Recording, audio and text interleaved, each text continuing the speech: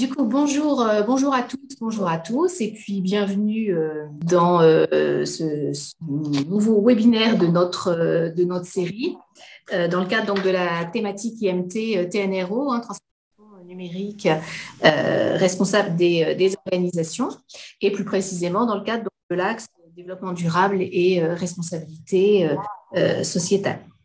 Donc, on a le plaisir aujourd'hui d'accueillir donc Marlène Zeman et Michel Mondeau qui vont nous faire une présentation tout à fait passionnante sur un sujet dont on n'entend pas forcément parler tous les jours, en l'occurrence donc la diffusion des innovations grassroots dans les pays en développement, le cas de la voûte nubienne. Alors, en quelques mots, je vais vous présenter Marlène et Michel. Donc, Marlène est doctorante en économie au laboratoire d'économie appliquée de Grenoble, donc de l'université Grenoble-Alpes. Et donc, elle travaille sur le développement et la diffusion des innovations contraintes par les ressources. Et donc, elle mène des travaux empiriques dans plusieurs pays en développement et notamment en Afrique sur la création et la diffusion des marchés des innovations contraintes par les ressources dans le secteur de la construction. Et Michel Mondeau, qui est donc enseignant-chercheur spécialisé en économie de l'innovation au sein de Mines Saint-Étienne, est rattaché au laboratoire de recherche Coactis. Donc, les travaux de Michel portent sur la relation entre l'économie de l'innovation et le développement durable. Et plus précisément, elle questionne l'innovation comme modalité d'action permettant d'opérer la transition écologique. Donc, l'étude de la nature de l'innovation, qu'elle soit environnementale, qu'elle soit frugale, les processus permettant l'émergence, leur adoption et leur diffusion, ainsi que leurs impacts systémiques selon les contextes géographiques, notamment nord-sud, sont donc au centre de ces travaux de recherche.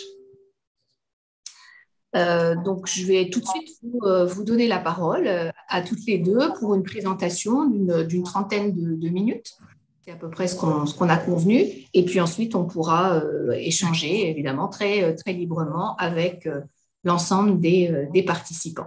Donc voilà, je vous laisse la parole. Et durant la présentation, je pense que le mieux, c'est peut-être qu'on coupe tous en fait, nos caméras et bien sûr, et surtout les micros pour éviter les soucis techniques. Voilà, donc Marlène, Michel, à vous. Très bien, merci Sandrine.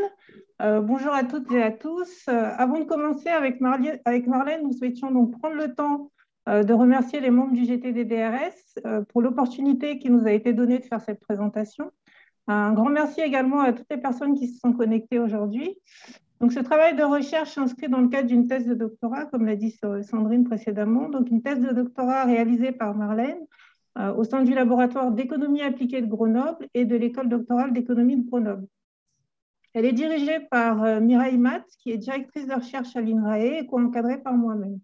Alors, pourquoi présenter ce travail de recherche? En fait, il nous paraissait intéressant de présenter ce travail de recherche pour montrer tout d'abord que l'innovation au service du développement durable peut se faire selon un prisme pas uniquement orienté vers le déploiement de technologies avancées, mais au contraire reposer sur des bases technologies issues parfois de connaissances ancestrales et qui prennent également en compte les contraintes de ressources. Ces contraintes de ressources peuvent être financières, d'infrastructures, institutionnelles ou même de capacité de la main-d'œuvre. Et dans le contexte des pays en développement, eh bien, comprendre les mécanismes qui permettent le développement et la diffusion de ces innovations, qu'on qualifie également d'innovation contrainte par les ressources, elle est essentielle, notamment au regard des enjeux d'aider. Alors, évidemment, repenser l'innovation dans ce cadre, ce n'est pas un exercice qui est facile, puisqu'on s'inscrit là dans une voie qui est alternative au modèle dominant, au modèle mainstream de l'innovation, qui est basé sur la technologie et la compétitivité. Aujourd'hui, il faut savoir que bien qu'il y ait de nombreux travaux qui émergent et qui s'intéressent aux ICR, aux innovations contraintes par les ressources, la majorité de ces travaux sont souvent dispersés. On peut parfois retrouver différentes définitions pour un même concept, par exemple. Et l'identification des bénéfices et des freins liés à la diffusion de ces innovations dans les sociétés reste aujourd'hui encore floue. Et donc, ces différents éléments justifient ce travail de recherche que nous allons vous présenter sans plus tarder. Je laisse donc la parole à Marlène pour cette présentation. Merci beaucoup, Michel. Donc, bonjour à tous. Je tiens d'abord à vous remercier pour votre participation à ce webinaire. durant lequel je vais présenter mon dernier chapitre de thèse intitulé « Diffusion des innovations grassroots dans les pays en développement, le cas de la voûte nubienne ». Donc, cette présentation va respecter le plan suivant. Je vais commencer par le contexte d'étude. Je vais aborder ensuite la question de recherche pour compléter sur la revue de littérature et ensuite passer à la méthode de recherche pour finir ensuite avec les résultats et une petite discussion et la conclusion. D'abord, la crise climatique et les objectifs de développement durable, donc les ODD, surtout ceux qui concernent la pauvreté, la faim, les énergies propres et les villes durables, exigent que les systèmes mondiaux subissent de nouvelles formes de systèmes sociotechniques et de politiques d'innovation transformatrices. Et donc, malgré le rythme alarmant des crises mondiales, la société et les politiques agissent lentement. Donc, en conséquence, les études sur la transition durable appellent à des changements fondamentaux dans des systèmes de production et de communication radicaux afin de les remplacer par des systèmes plus inclusifs et écologiquement responsables. Donc, ce changement consiste à introduire des innovations alternatives dans les routines quotidiennes en se concernant sur les aspects technologiques, écologiques et sociaux afin de remodeler les réalités sociales et matérielles en réalités plus durables. Donc, dans la dernière décennie, les études en économie écologique ont été concentrées sur les entreprises traditionnelles dans le développement durable et donc, par exemple, ils ont analysé les thématiques sur la responsabilité sociale des entreprises. Récemment, divers chercheurs ont souligné la contribution des innovations locales à la durabilité. Ces innovations locales qui sont gérées par des mouvements locaux comme des agents de transition, qui ont pour objectif ou bien qui permettent de créer des produits et services durables à faible coût, qui permettent également d'aider les populations locales à améliorer les conditions locales et promouvoir un changement, et créer des innovations pour la base de la pyramide qui sont différentes des innovations qui émergent dans les pays développés et qui sont plutôt des innovations technologiques. Et parmi ces innovations locales, on peut citer les innovations grassroots. Ces innovations sont définies dans la littérature comme des réseaux d'acteurs ou bien d'activistes, des organisations qui génèrent de nouvelles solutions durables, des solutions qui répondent à la situation locale et aux intérêts et valeurs des communautés impliquées. Ce sont plutôt des produits, des idées et des pratiques durables qui émergent au niveau local dans des conditions de ressources limitées. Elles se diffusent principalement dans le secteur de l'énergie, de l'agriculture, l'alimentation biologique et la cohabitation. Parmi les acteurs, ou bien ces innovations sont plutôt gérées par des acteurs locaux tels que les entreprises sociales, tels que des associations bénévoles, des ONG, qui peuvent être divisés entre deux groupes, ou bien des mouvements locaux d'acteurs, ou bien des mouvements externes qui mobilisent les communautés locales. Et donc, ces innovations ont également des difficultés à se développer et à s'étendre au-delà des petites niches. Ce problème relié à la diffusion est un grand obstacle aux innovations grassroots parce que leur contribution aux EDD dépend de leur capacité à se diffuser dans la société. Ainsi, ce processus a été peu traité dans la littérature malgré l'importance du sujet et c'était un des résultats de mon chapitre 1 de thèse. Et donc, durant ce chapitre, on a montré également que ces mécanismes de diffusion de ces innovations sont différents des mécanismes d'innovation technologique dans les pays développés, d'où la nécessité de comprendre le processus de diffusion des innovations grassroots dans les pays en développement.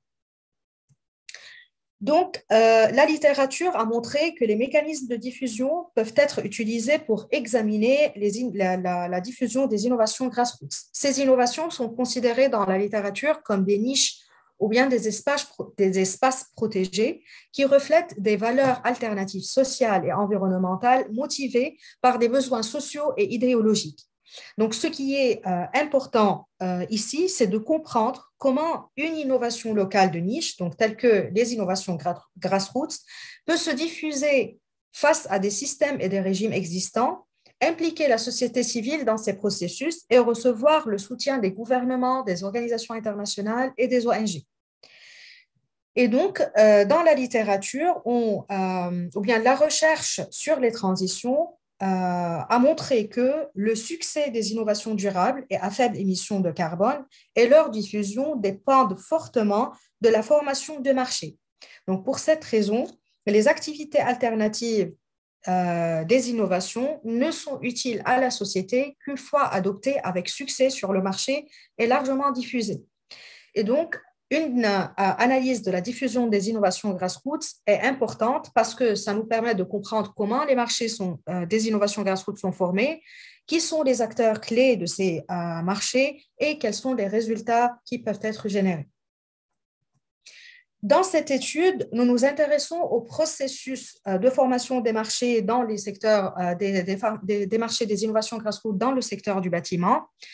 Pourquoi ce secteur? Parce que ce secteur est responsable principalement de la production de la plus grande quantité des gaz à effet de serre au monde. Par exemple, selon l'Agence internationale de l'environnement, ce secteur a consommé presque 35% de l'énergie mondiale et il a également émis à peu près 38% des émissions de CO2 liées à l'énergie.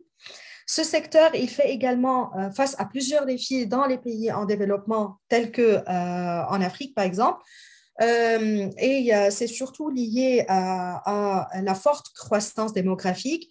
Ce graphique nous permet de montrer qu'entre 2015 et 2050, donc en 35 ans, les effectifs seront multipliés par presque 2,3 en Afrique et surtout en Afrique de l'Ouest, donc pour arriver à 2,16 milliards d'individus. Cette augmentation s'accompagne de plusieurs autres problèmes tels que l'augmentation de demande de logement, l'augmentation des prix de logement, les matières polluantes, le secteur informel et également la difficulté d'avoir des permis de construction. Ainsi, pour cette raison et parce qu'il y a vraiment des effets qui nécessitent une analyse de secteur de construction et nécessitent également de produire ou bien de créer des innovations grassroots qui sont également contraintes par les ressources dans ce secteur, il est important de poser la question suivante: comment se forment les marchés des innovations grassroots dans le secteur de la construction en Afrique de l'Ouest? Donc, pour répondre à cette question, nous allons d'abord présenter notre revue de littérature. Nous avons remarqué dans la littérature qu'il y a un intérêt croissant pour les mécanismes de formation de marché en transition. Cette thématique ou bien ce concept, le marché en transition, a été abordé dans plusieurs thématiques telles que la formation des marchés des innovations technologiques dans les pays développés, le rôle des intermédiaires dans le processus de formation de marché et l'aspect géographique et spatial des formations de marché.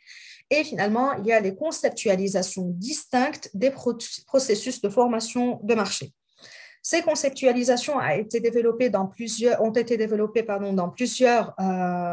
revues de littérature ou bien des travaux, tels que les travaux de Dewald et al. 2012, de Ottoson 2020, de Dehaene 2020 et de Boone 2022.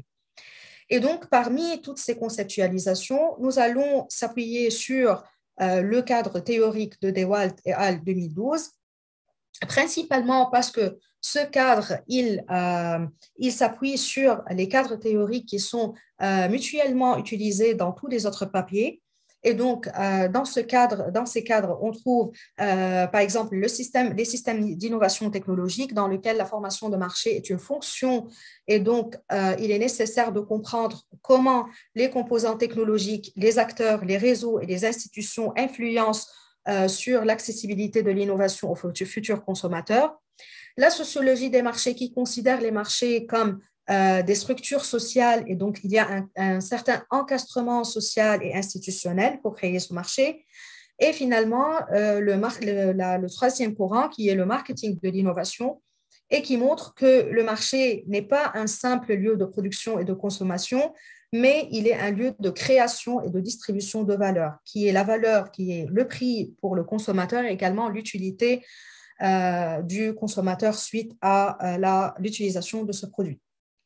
Et ces travaux de Dewald et al. En 2012, également, ils ont développé trois sous-processus de formation de marché pour comprendre la formation du marché des applications photovoltaïques en Allemagne. Et donc, parmi les trois sous-processus sont la formation des segments de marché, la formation des transactions de marché et la formation des profils d'utilisateurs. Et selon ces auteurs, la formation des segments de marché, ça veut dire créer un type spécifique d'utilisateur ou bien servir un type spécifique d'utilisateur par des acteurs et des réseaux et des institutions spécifiques. Et donc, ceci nécessite des conditions préexistantes qui se développent normalement dans les pays développés, tels que des acteurs spécifiques, des ressources appropriées, des réseaux, des consommateurs ouverts à l'innovation et également un contexte institutionnel favorable pour cette innovation. Pour former des transactions de marché qui montrent l'émergence, bien les transactions de marché qui sont principalement les transactions d'offres et de la demande. Et donc, il est nécessaire de créer des canaux commerciaux et des systèmes de distribution et également de favoriser la compétition entre les différents acteurs.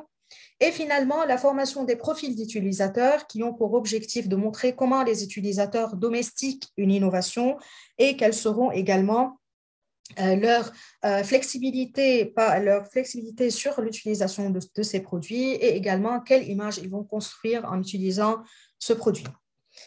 Et donc, les résultats également de cette étude nous ont encouragés à étudier la formation des marchés des innovations grassroots dans les pays en développement parce que d'abord, il y a peu d'études qui analysent la formation des marchés dans les pays en développement et parce que également, cette étude nous permettrait, malgré qu'elle est basée sur les pays développés, elle nous permet d'étudier le processus de formation des marchés en prenant en compte les utilisateurs finaux, les transactions, les acteurs, les réseaux, les institutions. Elle nous permet également d'analyser plusieurs segments de marché, ce qui est le cas de notre étude de cas. Également de souligner l'importance des ressources colocalisées, de la dimension géographique dans la formation du marché et finalement de souligner l'importance des utilisateurs finaux, de la communauté locale dans la formation des marchés des innovations grassroots. Donc, dans cette étude, nous avons choisi d'étudier le cas de la voûte nubienne, qui est une association à but non lucratif agissant dans une dynamique d'entrepreneuriat social créée en 2000 par un maçon français et un paysan burkinabé. Nous avons choisi cette association parce qu'elle cherche à former un marché pour la technique de voûte nubienne pour la population de la base de la pyramide. Et donc, on peut voir clairement que dans son programme, il y a 3 volets principaux, le toit, l'emploi et le marché, qui sont tous, ou bien qui s'inscrivent tous dans les volets des objectifs de développement durable. Qu'est-ce que la technique de la voûte nubienne? Cette technique, c'est un concept, ou bien c'est une architecture bioclimatique alternative qui a été adaptée en Afrique. Elle a été implémentée principalement en Nubie, en Égypte, et elle a été ensuite dupliquée dans plusieurs pays africains. Ce concept ou bien cette technique, c'est une technique durable parce qu'elle est résistante aux événements climatiques extrêmes, elle est confortable au niveau thermique et acoustique, éco-responsable, on utilise moins de ressources et également moins des ressources qui sont telles que le bois, la paille. Également, elle est économique par rapport au prix et le rapport qualité-prix. Elle est également, elle est adaptée aux économies locales, surtout à la main-d'œuvre locale et matériaux locaux, vu que le matériel principal utilisé, c'est la terre, et elle est facile à reproduire. C'est une technique simple et standardisée. Et donc, cette association a été principalement créée au Burkina Faso. Et elle a formé des marchés dans 5 pays d'action, au Burkina Faso, Mali, Sénégal, Ghana et Bénin. Elle se diffuse dans 15 régions et dans 1350 localités selon le rapport d'AVN en 2021.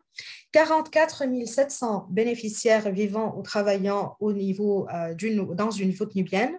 Il y a à peu près 4 250 projets qui sont réalisés depuis 2000, 950 apprentis, et également 4,2 millions d'euros générés localement depuis l'année 2000. Dans cette diapo, nous allons également vous présenter l'approche sur laquelle on s'est appuyé. Nous avons utilisé l'approche de l'abduction qui nécessite de confronter la théorie au terrain. Et donc, d'abord, nous avons réalisé une revue de littérature et ensuite, nous avons traité ou bien recueillir les informations, les données pour pouvoir ensuite les analyser à l'aide de notre revue de littérature, donc des allers-retours entre la revue de littérature et le terrain. Donc, nous avons réalisé 33 entretiens semi-structurés qui sont réalisés tous en ligne avec des responsables des cadres d'AVN, des maçons formateurs, des fournisseurs, des bailleurs de fonds et des acteurs publics. Nous avons traité des données, nous avons premièrement transcrit les données, ensuite traité entre juin et septembre 2021 et nous avons également analysé les entretiens en utilisant un logiciel qui s'appelle le logiciel NVivo. Vous pouvez remarquer ici que comme il est important de traiter les marchés, la diffusion des marchés dans les pays, la formation des marchés dans ces pays dans lesquels la voûte nubienne se diffuse, nous avons choisi les 3 pays dans lesquels la voûte nubienne se diffuse plus, donc les marchés les plus avancés. Nous avons choisi d'étudier le cas de la voûte nubienne au Burkina Faso, Mali et Sénégal parce que la technique se diffuse plus dans ces pays.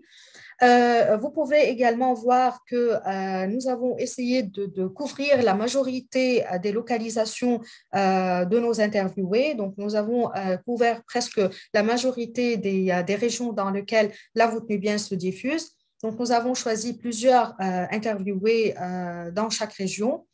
Et ce qui est important également dans cette carte, c'est de remarquer que la diffusion de ces innovations, ou bien la formation de ces marchés a été principalement réalisée sur la frontière entre les 2 pays et également sur la frontière du Sénégal, donc au cœur du Burkina et Mali, sur la frontière de ces 2 pays et également sur la frontière du Sénégal.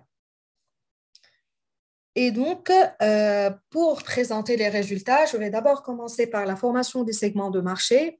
L'AVN, qui est le créateur et le coordinateur du marché de voûte nubienne en Afrique, a principalement créé 3 segments de marché.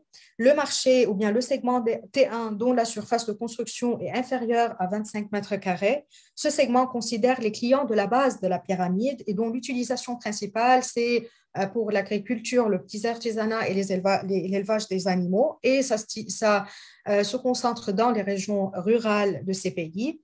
Le deuxième segment, c'est le segment T2 et T3 qui a une surface qui est un peu entre 40 et 80 mètres carrés et qui se diffuse principalement dans les régions urbaines et semi-urbaines pour les professions libérales, employés, notables et expatriés. Et le troisième segment de marché, c'est les segments T4 qui est pour les bâtiments collectifs ou bien bâtiments communautaires et qui sont une vocation éducative et sanitaire.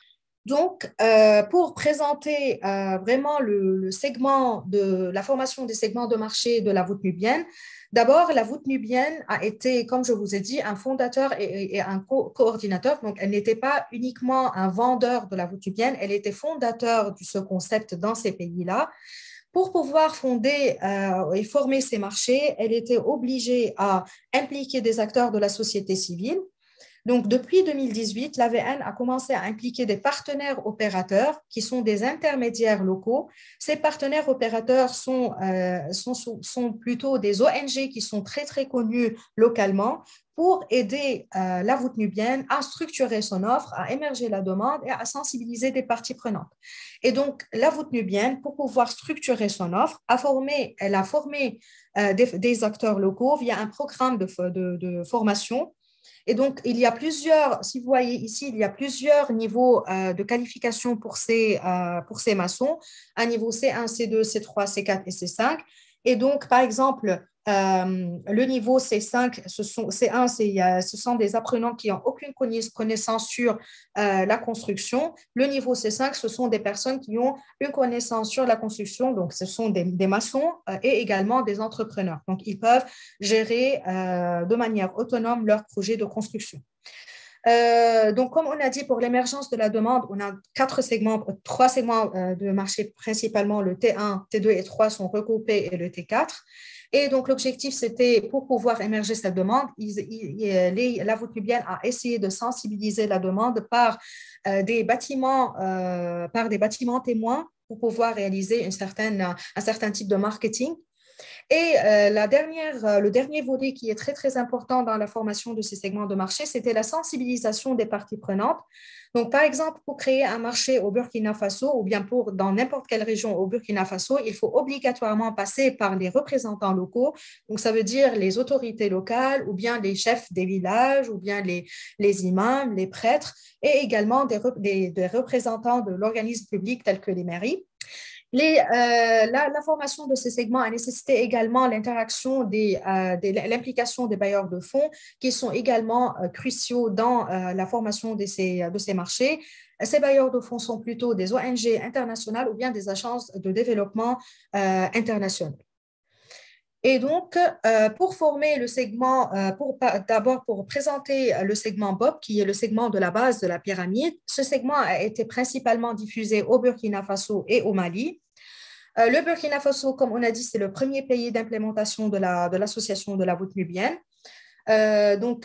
Pour créer ensuite les autres marchés au Mali, donc ce segment BOP dans d'autres régions, cette association a profité de la proximité géographique entre les deux pays et également de la colocalisation des ressources et de connaissances. Et donc, il y avait des duplications régionales. Première duplication a été réalisée au niveau du Burkina Faso entre les régions, donc par exemple au Burkina, à Boromo, à Yakou, à Dédougou et Youpéla. D'autres duplications ont été réalisées entre Burkina et Mali, donc un transfert des acteurs du Burkina Faso vers le Mali pour créer de nouveaux segments de marché et donc pour former l'offre de nouveau, pour sensibiliser la demande et pour créer les réseaux et donc c'est exactement comme ils ont fait dans la formation du premier segment de marché.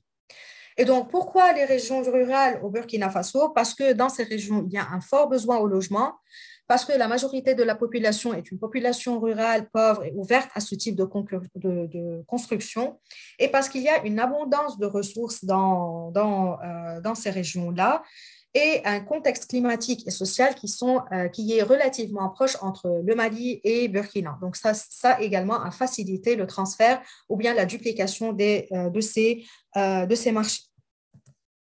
Donc, maintenant, pour expliquer comment les transactions de marché ont été réalisées, comment ces profils d'utilisateurs ont été formés, donc je vais vous présenter toutes les interactions entre les différents acteurs. Je vais d'abord commencer par la voûte nubienne, donc ça veut dire toutes les flèches oranges. D'abord, il faut dire que le cœur de ce marché, ce sont les clients de la base de la pyramide, donc qui utilisent ces constructions pour l'habitation ou bien l'agriculture ou bien pour l'élevage des animaux. Les premières interactions de la voûte nubienne ont été avec les maçons. Et donc, comme on a dit, c'est pour former des maçons pour les constructions en voûte nubienne. Et donc, pour les former, ils ont appliqué des modules académiques et pratiques. Ces modules, la voûte nubienne a essayé de les standardiser en contactant des institutions ou bien des centres d'éducation institutionnels pour pouvoir standardiser ces modules. Il y a également un rôle très, très important que la voûte nubienne a joué sur ce marché en impliquant des partenaires opérateurs. Comme on a dit, ce sont des ONG qui sont connus localement. Et la dernière interaction, c'est entre la voûte nubienne et les clients. Elle était sous forme de flux financier parce que ces transactions, bien ces interactions avaient pour objectif d'impliquer les consommateurs qui, à leur tour, doivent payer, donc ils doivent utiliser ces incitations financières pour payer les maçons à condition qu'ils participent dans la construction. Donc, ça, ce qui est un peu très important dans le cas des segments de la base de la pyramide, la participation, elle est obligatoire. Donc, les clients doivent eux-mêmes construire les briques qui sont nécessaires pour créer ou bien pour construire les bâtiments. Et donc, le maçon qui peut être de n'importe quel niveau, parce que la technique, elle est très, très simple à ce niveau-là, le maçon doit construire ou bien doit montrer la méthode pour construire les briques aux clients pour pouvoir les construire. Donc, nous avons fini des interactions de voûte nubienne, client et maçon. Maintenant, on peut présenter les transactions entre les partenaires opérateurs avec les autres agents ou bien acteurs de ce réseau. On remarque clairement que le partenaire opérateur, il est également impliqué dans tout le réseau. Il a pour rôle d'impliquer des maçons, d'impliquer des consommateurs, d'impliquer également des institutions financières. Mais le rôle principal que les PO, les ONG jouent à ce niveau-là, c'est de faire impliquer des représentants locaux et surtout des villages, des chefs de village, des imams et des prêtres, également des autorités publiques, parce que ces ONG qui sont déjà installées depuis longtemps sur le marché, ils ont une certaine confiance au niveau de ce marché, donc ça peut faciliter l'implication, bien l'intégration de la technique de la voûte nubienne dans ce marché-là. Et donc, également, on peut remarquer que ce type de marché, il repose principalement sur les ressources financières, donc ça veut dire sur les subventions ou bien les incitations. On remarque qu'il y a une forte intervention des ONG internationales et des agences de développement pour pouvoir financer la voûte nubienne pour créer ou bien construire ces projets au niveau local. Maintenant, on passe au deuxième segment du marché qui est le segment de la classe de middle class ou bien la classe moyenne de la pyramide qui se diffuse davantage au Sénégal. Et donc, ce segment, comme vous allez remarquer que ce n'est pas très diffusé au Burkina Faso et au Mali, mais il est principalement diffusé au Sénégal parce que la population, et c'est surtout dans des régions semi-urbaines et urbaines, parce que la population qui se trouve dans ces régions-là, c'est une population aisée, comme on l'a dit, des employés, des fonctionnaires publics ou bien des expatriés qui ont, dans la majorité des cas, des comportements d'imitation ou bien du mimétisme qui aiment donc imiter leurs proches qui se trouvent à l'étranger. Également, il y a le marché communautaire qui est un marché purement institutionnel, donc ça veut dire qu'il est basé sur les financements des institutions locales, des agences de développement et des partenariats avec des départements étrangers. Et donc ici, vous allez directement voir que, par exemple, dans ce segment de marché, le segment MOP, les transactions sont moins importantes que les transactions qu'on a vues dans le cas des clients de la base de la pyramide. On va remarquer qu'il y a des transactions qui sont proches. Par contre, la participation des clients, elle n'est pas obligatoire parce que ce n'est pas eux qui construisent leur bâtiment. Les clients de la middle class, ils ne construisent pas, ils ne participent pas à la création de ces bâtiments. Il y a une nécessité que les maçons soient d'un niveau C4 ou C5 parce que la technique devient de plus en plus compliquée. On peut remarquer également que les institutions financières qui étaient là, elles ne sont pas du tout ici parce que le financement de ces types de construction est basé fortement sur des fonds propres, donc les fonds propres des consommateurs et des clients.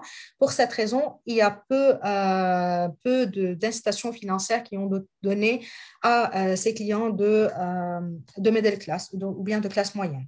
Pour les bâtiments également communautaires, on va également remarquer qu'il n'y a pas de participation. Donc, ce sont des projets participatifs. Pour cette raison, il y a un intérêt à introduire ou bien impliquer des ONG internationales, des agences de développement internationales pour pouvoir financer la voûte nubienne qui, à son tour, crée ou bien construit des bâtiments pour la population locale. Et donc, il y a également un point qui est différent entre ces types de construction et les constructions de la base de la pyramide, et c'est par rapport à la formalité des marchés. Dans le cas des clients de la base de la pyramide, les marchés sont plutôt informels, donc ça veut dire il n'y a pas des transactions administratives entre les différents partenaires ou bien acteurs. Par contre, dans le cas des constructions communautaires ou bien constructions pour la population de la classe moyenne, les transactions deviennent de plus en plus formelles et donc ça veut dire qu'il y a une nécessité d'avoir des capacités administratives ou bien des capacités pour gérer les projets qui constituent également une contrainte pour la diffusion de ces innovations ou bien de ces constructions dans les pays africains. Donc, pour résumer, nous avons remarqué que la voûte nubienne, elle joue, qui est l'acteur principal, l'ONG principal, qui joue un rôle crucial dans la formation de ce marché. Elle a réussi à créer 3 segments de marché, mais malgré cela, il y a des contraintes qui persistent à la formation de ce marché. Il y a plusieurs types de contraintes, sociales, techniques, socio-techniques, structure du marché, communication, financement, environnemental et politique. Mais il y a quelques contraintes qui sont vraiment importantes par rapport aux autres. Principalement, il y a la contrainte sociale et culturelle parce qu'il y a une résistance socio-technique de la part des clients locaux, vu que selon quelques clients, ou bien une majorité qui n'est pas petite en fait, ces bâtiments, ils ont une image de tradition, donc ça veut dire ils n'ont pas une image de réussite, c'est vraiment traditionnel, c'est quelque chose qu'ils ne préfèrent pas vivre dedans, malgré les effets, les effets positifs plutôt climatiques, ils préfèrent construire des bâtiments plus modernes en ciment ou bien en béton ou bien en tôle. Il y a d'autres contraintes liées à la transition ou bien les transformations culturelles et sociales qui sont vraiment de très longue durée. Donc, ça veut dire la voûte nubienne, elle a commencé en 2000 et on est en 2022 et pour l'instant, elle trouve beaucoup de difficultés pour pouvoir impliquer et convaincre les clients pour utiliser ce type de bâtiment. Il y a d'autres contraintes telles que les contraintes techniques, que cette technique, elle est dure, elle est très difficile à utiliser ou bien à pratiquer parce que c'est surtout le cas de la participation des clients parce que c'est un travail pénible. Les terres sont très, très lourdes et donc il n'y a pas des matériels qui peuvent aider les consommateurs. Donc ça c'est un travail très pénible pour eux. Il y a également d'autres types de contraintes telles que le financement qui est très, très important et donc ce qui montre que pour l'instant, le marché, il ne marche pas du tout de manière autonome et donc ça nécessite toujours des financements publics ou bien des incitations financières. Il y a également des contraintes politiques environnementales telles que l'insécurité, il y a les longues saisons de pluie et également le manque de mentalité de développement pour les autorités publiques locales. Et donc, ici également, on remarque que ces contraintes peuvent être des contraintes communes aux clients de la base de la pyramide, mais également, il y a des clientes qui sont communes au marché de la classe moyenne et au marché communautaire. Par exemple, le marché informel qui est un point bloquant pour la diffusion ou bien la formation de ces marchés dans les régions urbaines et semi-urbaines. Et donc, nous pouvons remarquer que la formation des marchés explique la diffusion des innovations grassroots dans le secteur du bâtiment dans les pays en développement.